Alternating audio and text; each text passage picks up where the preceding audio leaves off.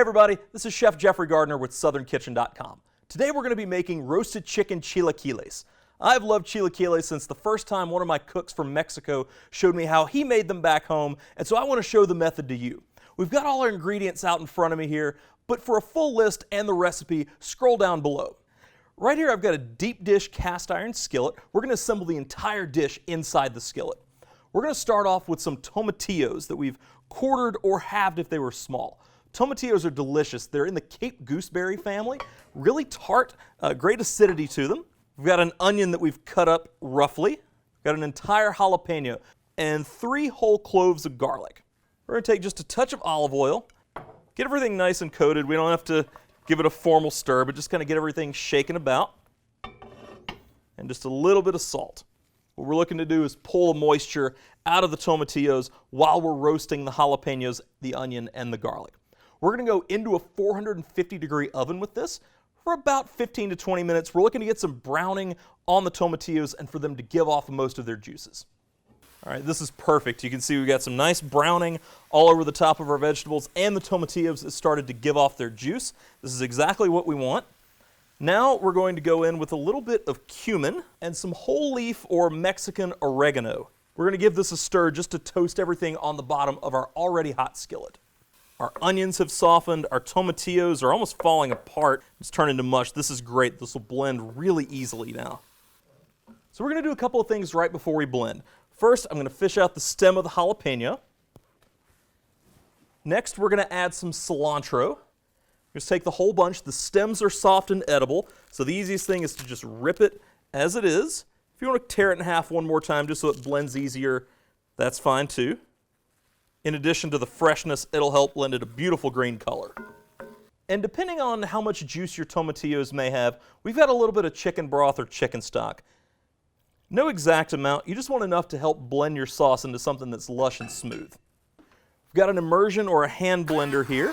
We're just going to go around the top. We're going to not scrape the bottom of our skillet, but just until our sauce starts to break down.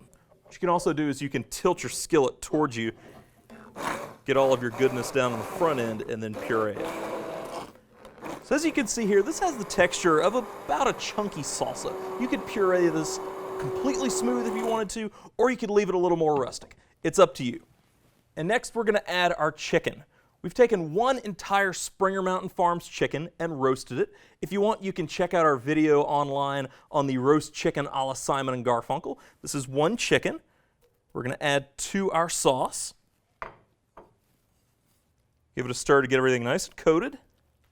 And then the next part is we have tortilla chips. We're going to get these completely saturated in our sauce. This is the equivalent of just one kind of normal sized bag. You may see this in a few different forms. You may see chilaquiles where people just coat tortilla chips in sauce and then layer them almost like a lasagna. You could see some where they just kind of coat the chips and then go. This, we're going to coat the chips with our sauce and crush them at the same time, almost like a thick paste. Just as you're stirring and coating, just use the back of your spoon to break up these chips. So our chicken and our chips have kind of become one. Get anything off the sides because we don't want it to burn or cook unevenly. So we've got some queso fresco here. This is a crumbly, kind of fresh Mexican cheese. We're just going to crumble this over the top. And now we're going to go back to the oven and put it in for about another 10 minutes just so the cheese starts to melt, get a little bit brown, and the rest of the dish will come together. All right, as you can see here, it's been about 10 minutes. Our cheese is melted and just starting to brown on top. We're going to plate this up. Just going to get a big spoonful, whatever portion size you like. This will definitely stick with you, so you don't need too much. Now to finish, I've got a little bit of crema, or Mexican sour cream here. It's really loose, it's got a great tang to it, perfect richness to accompany the chilaquiles. And then a little bit of pico de gallo. Love the little additional spice and the acidity that this is going to bring. There you have it, roasted chicken chilaquiles. For more recipes like this, visit SpringerMTN.com. We'll see you next time.